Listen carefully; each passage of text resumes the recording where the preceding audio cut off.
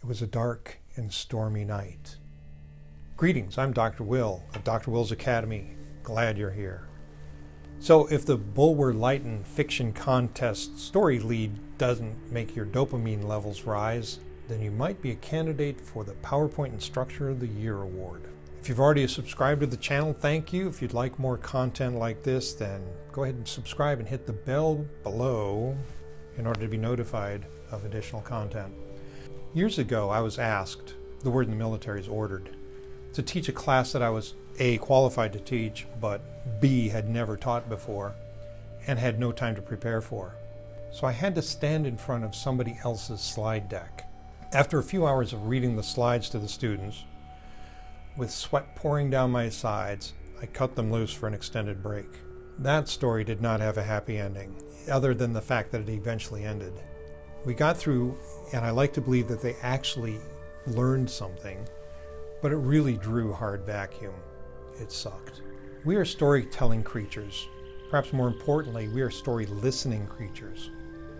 You cannot control how well your students listen to you, but you can engage them with a story.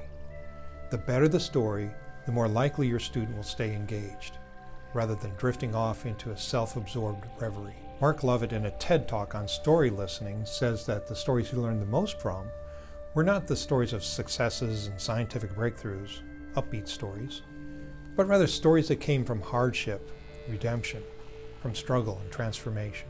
And isn't transformation what your students are really seeking? Isn't that what you're promising?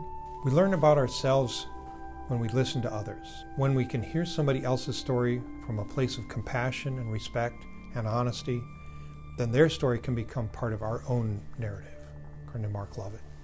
What stories resonate with you? What transformation matters to you? What transformation matters to your students?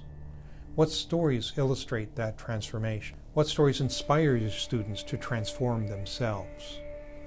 Again, Mark Lovett, our stories define who we are, who we've been, but also who we aspire to be in the future.